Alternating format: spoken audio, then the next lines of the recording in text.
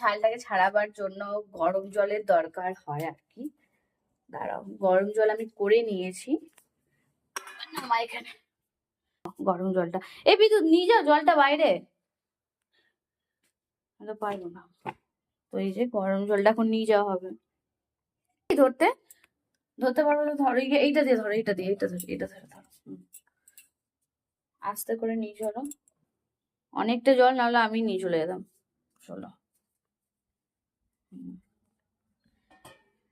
আর এই যে দেখো এইগুলো, এগুলো এখন ছাড়াবো। আর একটা দুর্ভাগ্যের কথা, এইসব পারি না, কি আর বলবো। তুমি পারো? হ্যাঁ, ছাড়াতে পারো?